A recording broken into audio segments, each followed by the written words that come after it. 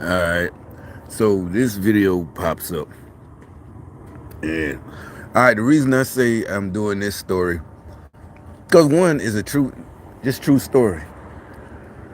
Nothing bad happened, but it's just like, again, since it's a story from my past and they hate just anything like, to them everything is bragging, because to me it's just funny, ha ha ha. To them maybe it's bragging, faux bragging, you're trying to brag, but you're just telling the story like it's something you try to act like, you're like, oh, how them parents, oh, I'm so tired of my kids, I have not tired, they'll be like, oh, Christmas, I gotta buy my kid, because they're bragging that they got the money, to buy the hottest that year's toy.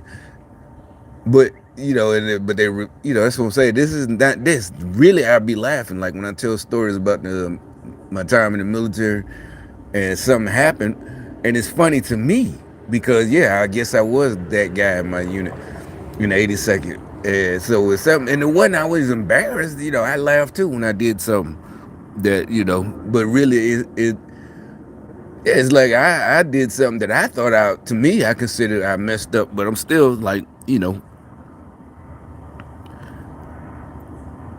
on top of everything. Number one.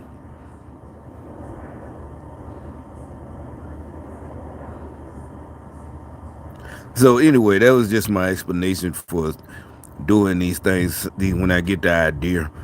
All right, so this idea here, because I saw this in my.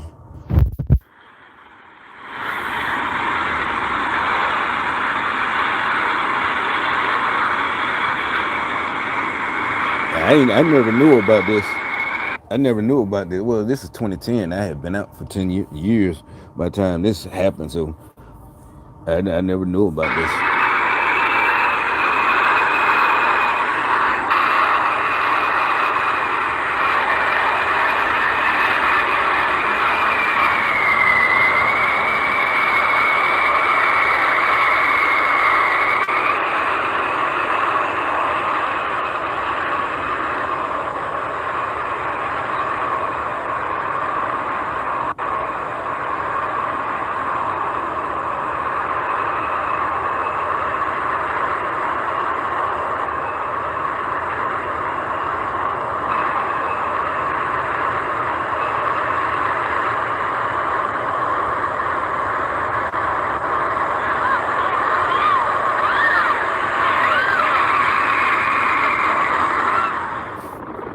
And one reason, I think what they was doing, demonstrating the capabilities.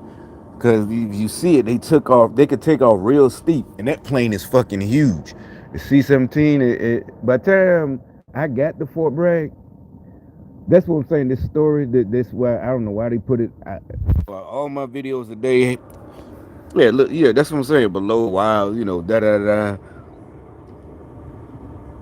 Yeah, and I guess that's what that's about.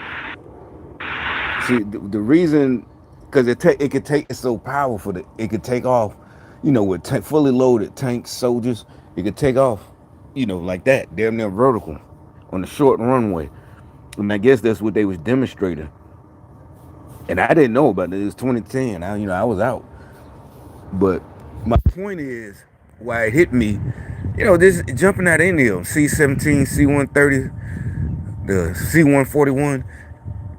I never really thought about the pilots crashing, and also another one, the green ramp crash that happened right before I got to my unit, and some of the people who saw it, who was at what we call green ramp, is that's where you get ready, the pack shed and all that. You get suited up with your parachutes, and they saw it because I got there like in August of '94 or something like that. I don't know, but it had happened in January of that year.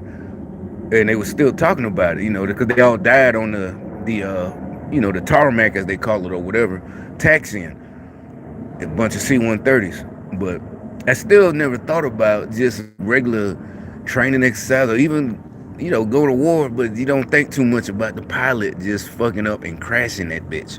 That's what it just makes you think of, like damn, what if we was on it? But the thing with the C-17, The point that I say is gonna, make for, I don't know, maybe when I go to work next week, if I find one to go to, something pops up. The matter of fact, let me see. I bet ain't nothing on there. Uh, probably gonna be some vet.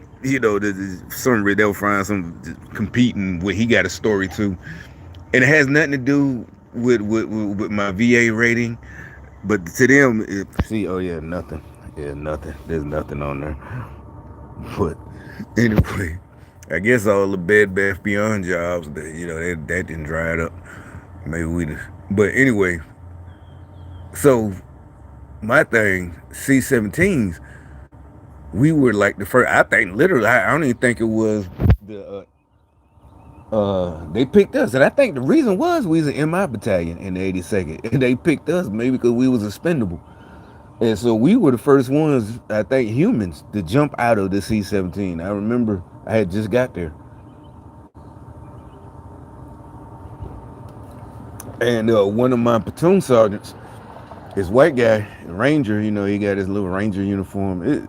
You got to understand, it's just the way they wear their uniform different, so you can tell that they're Rangers. And I'm outside, we're having a little smoke break. I ain't smoked cigarettes, but I'm smoking a Black and Mild. It's like 94. I had been there maybe a month or two. And you can see the planes taking off from Pope Air Force bases, obviously right next to Fort Bragg. So, whenever anything's go down, we can just, I guess it's been like that since World War II. So anyway, we're outside our where we work in the motor pool, but we're electronics.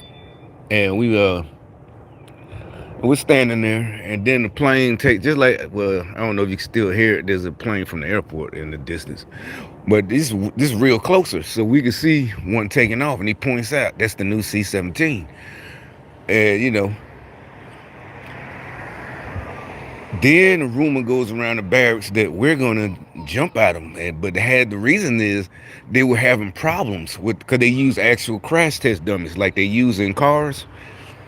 And what they would do, the reason I'm standing up, like I tried to explain before, maybe I'll pull up a video, because they got C-17 jumps. I mean, but they, you know, they would push the jump masters as they're testing for, the airflow, all that shit. They would push out both doors. You got one door on this side, one door on that, left and right. And they pushed them out, pushed the crash test dummies out with a parachute, because they weigh the same as a person. But they were banging up against each other under the airplane. And so the word that hit the street, with the 82nd Street, in the 82nd, it ain't no 82nd Street. I'm just saying, word that hit the streets that is Ardennes really. But anyway, they were banging up against, when we go out of the airplane out the back door, you got both sides. They alternate by like 10 seconds. I can't remember. They tell us get up and, outboard personnel, inboard, all that shit. Then, both green hats, black hats, jump masters, well, like, go, and you go, You don't really jump, you just step out. But anyway, they said the little crash test dummies were banging up, before they chutes could even open, because you got a static line and your chute opens automatically. And so something obviously was some kind of airflow problem. And then they said that, a couple of months later, they said they fixed it. What they did is once the door opened, you can get there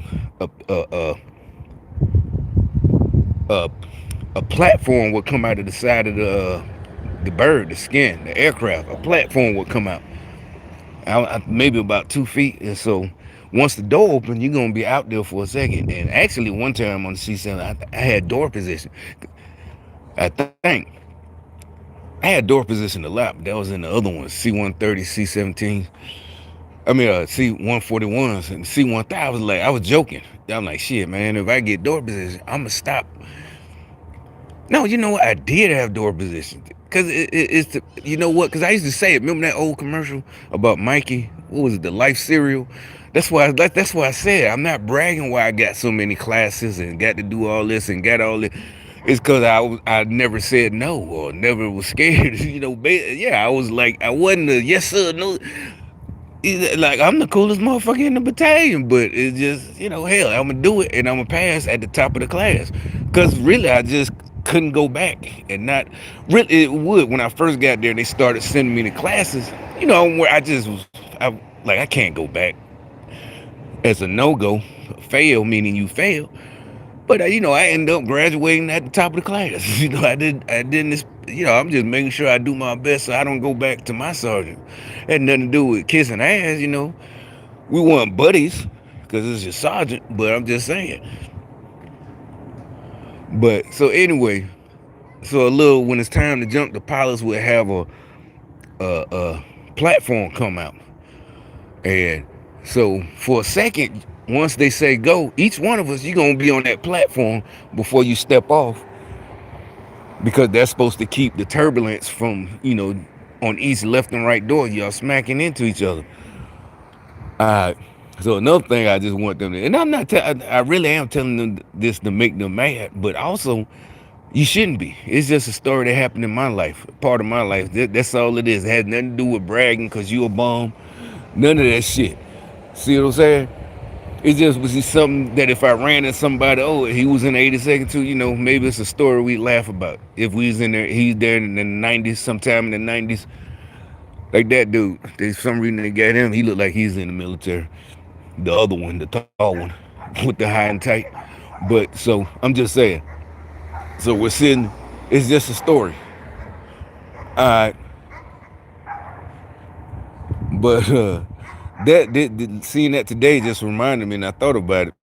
And another thing, uh, I was on the last C-17 jump. We was just flying. The pilots got to get their training time too, so they fly around Fayetteville for about 2 or 3 hours, whether it's at nighttime, daytime. So we're just circling. It's supposed to assimilate flying overseas and all this shit. So, we go to sleep if it's nighttime and daytime, we're talking shit, whatever. Go to sleep. Either way, then they wake you up. But C-17s, they told us it's huge. It is fucking huge. You could put tanks, all that. The other ones you could put tanks in too, but you could put all that shit, and we all got our each individual seat. You got room. And actually, that's why I hated it, because you got room. All the other airplanes, hey, let me move from the front of this damn camera. The C-17, C-130, 140, you ain't got no room, so we're all bunched up. Even both outboard and inboard. But that actually was a good thing, because you got your rucksack is right here.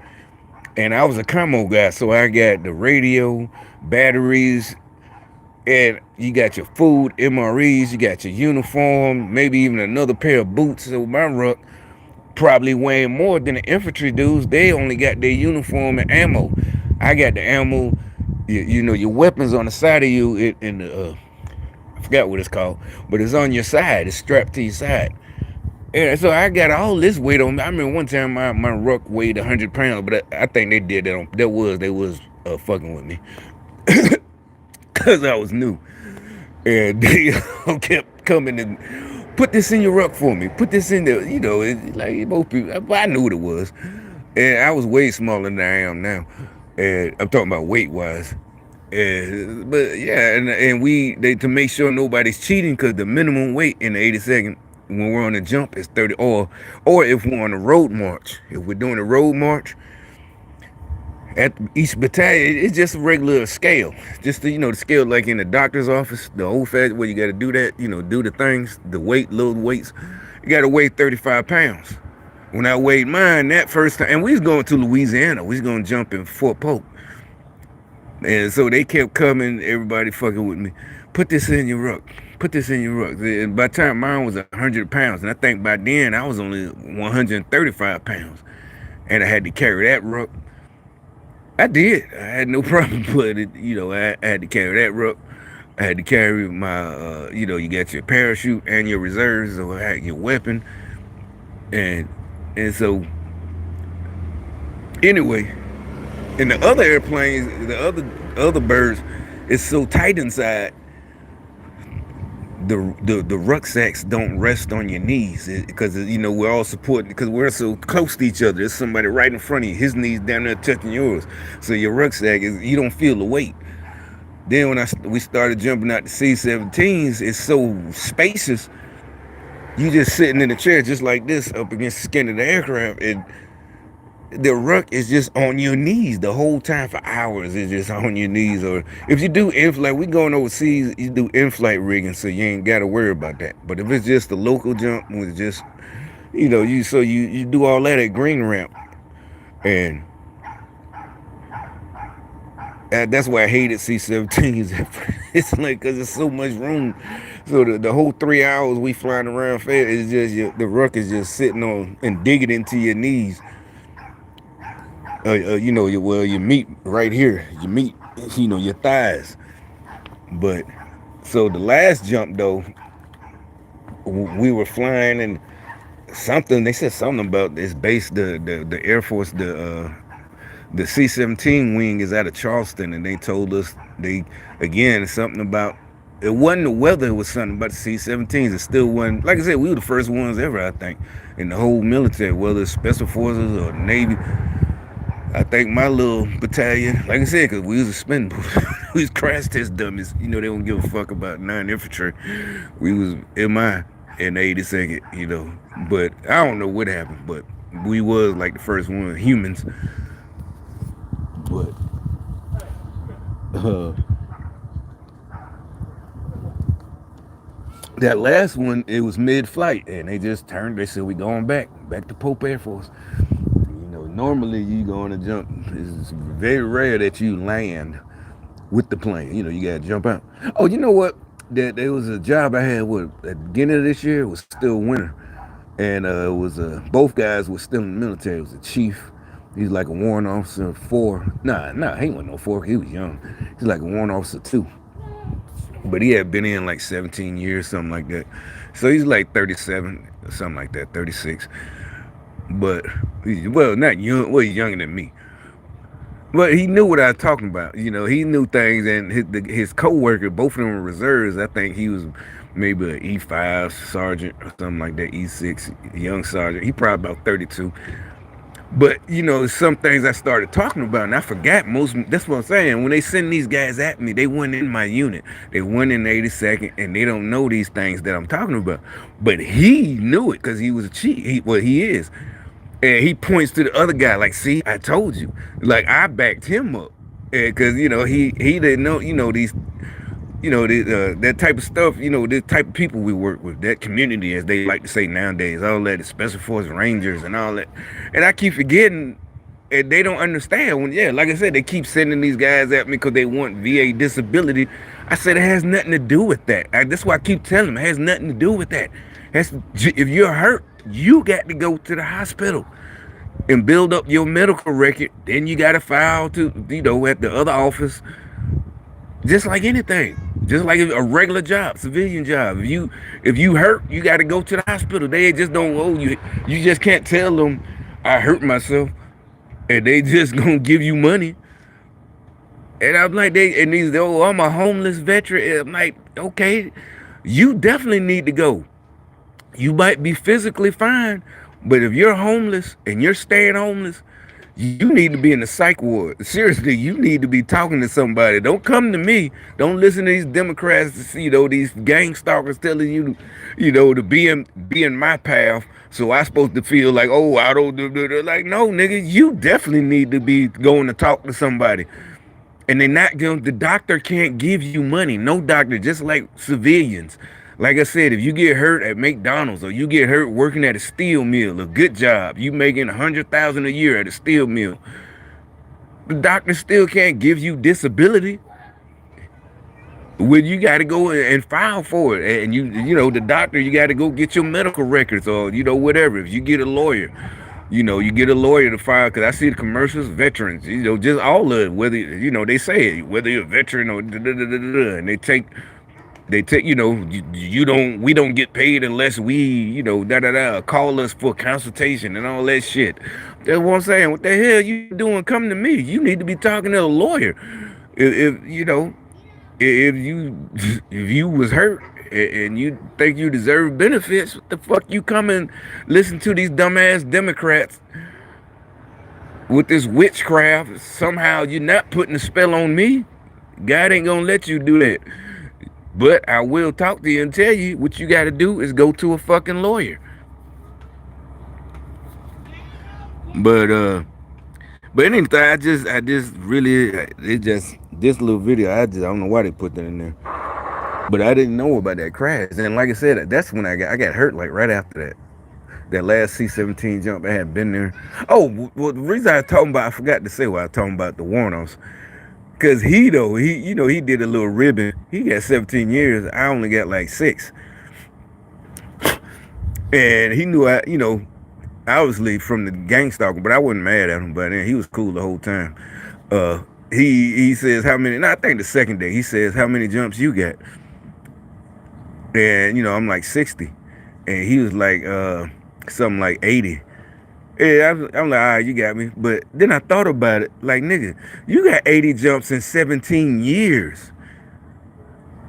I got 80 jumps or 60 jumps, over 60 rather, and really, matter of fact, I got 6 years in the army. I was only in the 82nd, 3 years. I re-enlisted. It take a year to do all your training. The basic training, AIT, jump school. So I was in the 82nd like 3.5 years. Then I re-enlisted after 4 years. I did my 4 years.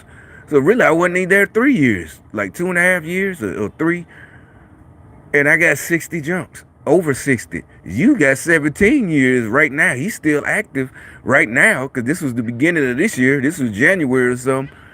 And you only got 17. 80 in 17 years. 80 jumps in 17 years. I had over 60 in 3 years.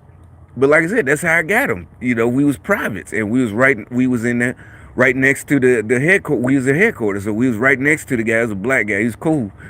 The guy who planned all the jumps, and like I said, he would stick his head in the door. And if we was doing nothing, as privates, we was like E2s, E3s, E4, E3s. And he talked to my sergeant. It wasn't no big, cause they were buddies. Both of them black guys. He said, hey, what they doing? And he needed to fill shoots. So yeah, that's how I got so many jumps. This times I had like 5 jumps in 1 month. Just cause one time I was just walking home from the barracks. The chow hall was right across the grass, and it was like 5:30. It was probably a weeknight, and maybe I was gonna hang out or something around Fayetteville, go out to the club or whatever. I don't know. And then I see the first sergeant, and I knew it. And I wanted to turn around. I'm like, God damn. Sure enough, hey, calls my name. What you doing? Nothing. I'm off. It's 5:30, 5:40. I done just ate dinner. He said, nope. You on the jump. Go get your go up, get your ruck. Go get your shit. Get your gear. Damn, about 2 o'clock in the morning time over target. That's what I'm saying. I just kept getting picked. It has nothing to do with me bragging. I'm so tough. It's just, yeah, I'm in the vicinity. Hey, what y'all doing? They needed people to fill shoots. Who else gonna do it but the privates? So it's not a brag with these idiots. Everything to them is something me bragging about. I'm like, no, man. It's just.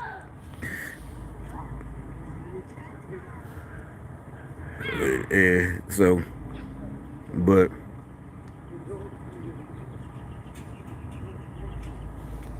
see now if you take it in, oh yeah, if I type it in, yeah, short takeoff and the combat, yeah, C-17. Well, another thing, see when you see him when we was at on another jump with like maybe a C-130, but C-17 would be taking off, and when you see them, they're so huge. I know there's other huge airplanes, but they look like they're going so slow that they ain't going fast. They're going like what 100, whatever takeoff speed, 150.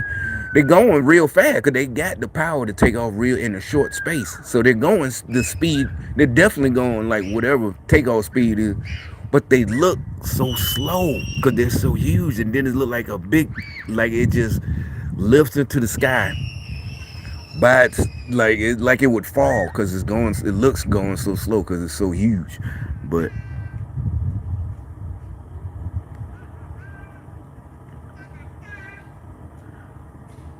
let me see. Here they got jump master door check. And see, like I said, yes, Sicily, June that's 20, June 13th, well 2013, yeah. See, that's what I'm saying. Then started jumping back. Like from the last thing I know, they stopped. I was on the last. I was on the first. Damn near the first one. Was not the first because we our battalion wasn't the first, but it was some of the first people to jump out. Then, but I know for a fact I was on the last one. We were still in the air. Because of some kind of problem they called the pilots and that's the last thing I remember. And then, like I said, it was time for me to enlist. And since I was hurt, I left the 87. I couldn't jump no more because I had a seizure. So I said, so obviously they started back. In Sicily, this is Fort Bragg, so this is the 82nd, because that's Sicily drop zone. You got Sicily, Salerno, if you ever pronounce it. They're all like drop 9 million. They're all bastions. They're all World War II, you know, space. I mean, all battles that happened in World War II.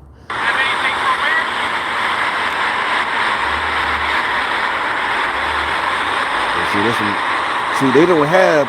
The reason I looked up the jumps now I remember. I wanted to see if they still had the little platform that we had back then, but they don't no more.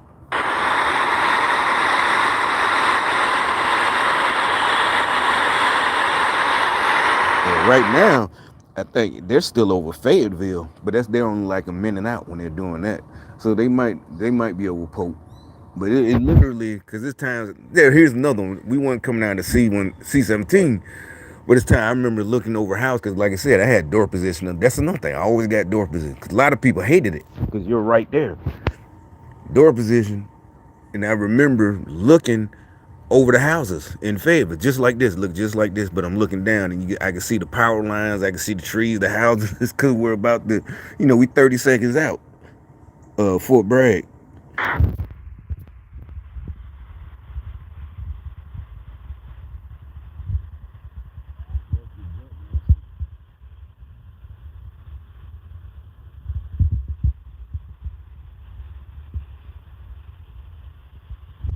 You see that guy right there? He's first. He's gonna tell him to stand at the door. That's the government. He's doing the checks. But he's gonna, as I said, I don't know, for some reason I'm always door. But again, yeah, just like they knew. I do it. Whatever. They ask me to do it. They don't work like that. They already. That's what I'm saying. I knew. So when they're making the list or see whatever, I would have went to jump in school. I ain't get hurt. But that's I didn't get hurt. And I say to this day now I know they was gangsters. I was in the military telling them they definitely that's why they put me in the watch. That's part of CIA, all that shit. I didn't know that. Like I said, our crest that we wear, our battalion symbol is the same symbol of the CIA. I didn't know that shit till recently, watching these 90s movies and all that shit.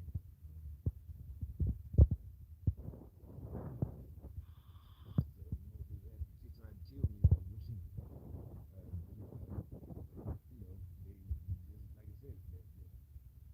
the military been there for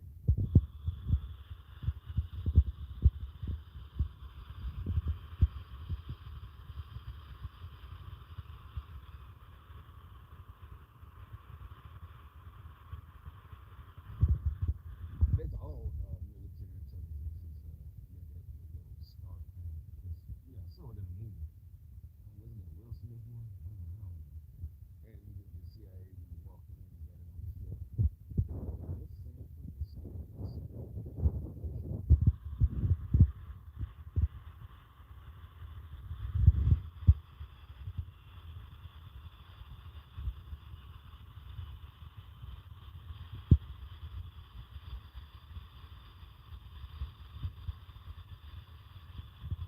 You see all that space. And see, this one I was looking for one that showed when they're still sitting down. And that, like I said, they should have this is the rug. You see, oh, this is Hollywood. Yeah, this is what they call Hollywood. They ain't got no rug. That's the reserve. Because it's just like a movie where they got to be tough. Hey, Hollywood, fix your uniform. So yeah, it's not that you're out of uniform. Yeah, because it's easy. You don't have your rough weapon. You don't have anything. It's just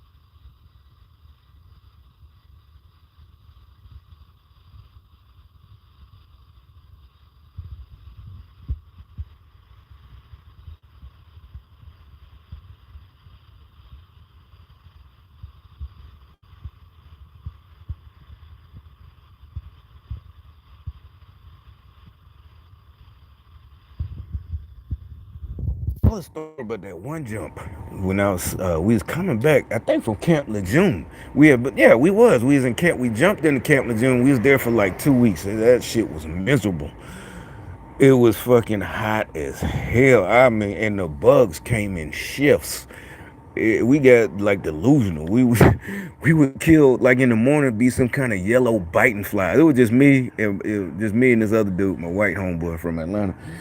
It was just me and him. Not, I mean, me and him in this one location. We were the commo guys doing the commo site.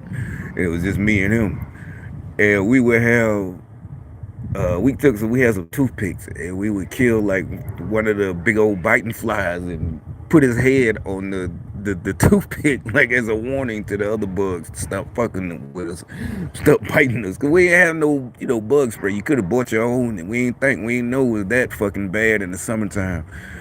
And as we're coming back to Camp Lejeune, I got door position. And the reason I'm telling that story is because you see right here, and it just made me think of something. That jump master, he's in the door, he's fine.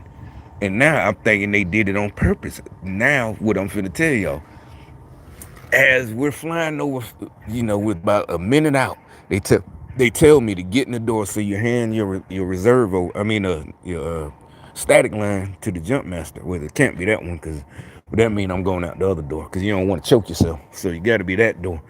And as I'm standing there in the door, the the fucking plane is hitting turbulent. And for some reason, I didn't think you could put your hands on the door. You saw how the jump master had his hands on the side of the door and he's looking out, peering out. I kept my hands where you're supposed to, on your reserve. You're supposed to keep your hands. And so I'm doing like this. Like, say this is the side of the aircraft. I'm just doing, I just kept instead of, touching the door, bracing myself. And that's, like I said, I remember seeing the tops of these houses. I'm like, what if I fall out right now? I'm going to land on the power lines or something. And they didn't say nothing. The jump master behind me ain't say nothing. Hey, you could brace yourself, nothing. But, I kept myself falling down. And then, you get the pat on your back and you hear the word go. And, you jump out. You just step out and count to four. Well, 1,000, 2,000. And that just reminded me of that shit. I'm like, that's what I'm saying. They were trying to kill me. I don't care what y'all say. I don't care what you say. It's just your imagination. I don't fuck that. We know what gang stalking is. And like I said, so everything, that time. But really, like I said, I wanted to pull up the interior of them planes, C-17s, because there's so much space. And they, like I said, when they explained to us, like I said, they told us that. That's what I was saying. It was like, oh, it's so much room. See, that's the jump master again. Door check, at night. They said, what? This is, maybe they do got that platform. They say a year ago. I thought they say POV. So they do still got the platform. I thought, is that a C-17? Yeah, I could tell. Well, let me see. How much space is in there? If that's a C-17. 10 minutes. 10 minutes. Get ready. Get ready. No, that's not a C-17. What is it? It's too much. No, it's too close. That's a C 141, I think.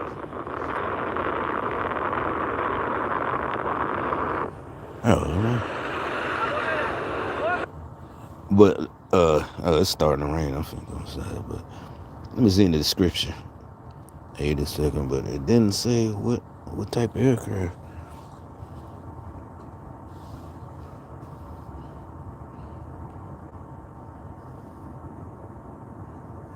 Look, this guy, your target is it's against the Geneva Convention to shoot at any paratrooper from any army. Let me see what the replies say. Oh, here you go. Yeah, that's what I thought. It would be a war. But there's another thing I talked about. Only the United States and allied countries pay attention to the Geneva Convention. You know damn well anybody else finna be picking the motherfuckers off as they come down.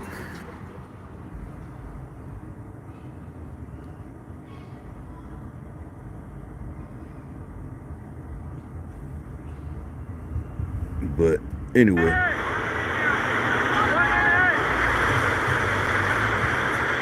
that's not a C-17. I mean, yeah, I think that's a C.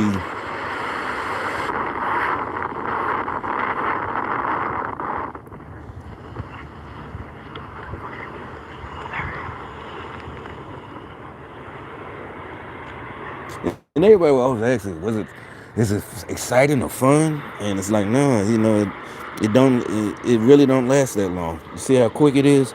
This video is only a minute and 53 seconds.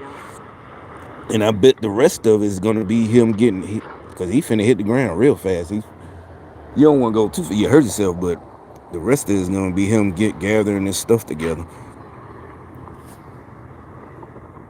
Yeah, you're only at 800 feet, and I think if it's a wartime, you really lower than that. I think you had 800. Yeah, we're 1200 during training, and that's what they call pulling the slip.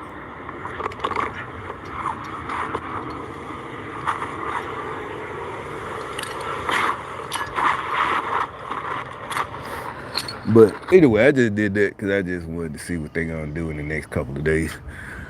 See if they when I get to work. Like I said, it has nothing to do with what your job was. The guys that come up. Oh, I was in. Then they had They had a couple of young guys who just got back from Afghanistan or somewhere over there, and they were working. Matter of fact, we were the temps, and we was working with them. But it's like I had two different occasions. I'm like, bro, you need to go. You talking to me? You got to go to the fucking hospital. Whether it's a civilian hospital, it's better to go to a VA because they can get the records easier or faster. They still can get your records from if you go to a civilian hospital. But you got to go to the hospital. I don't know what you tell them. Yeah, you compete with me. Oh, I got hurt like this. Oh, my ankle, my back. What the fuck am I supposed to do about that? I can't do nothing about it. These guys, you working or the homeless ones. I'm homeless and I was in the military. I'm like, what the hell can I do? I'm telling you, just walk into the VA, show them your ID, do what you can. If you got your medical, go get your medical records. Like it's one guy, he was like, oh, it was in Texas. I'm like, technically, it's worth it. Get you on a Greyhound while you out here panhandling. He was panhandling. Save up the money. Call your relatives, somebody.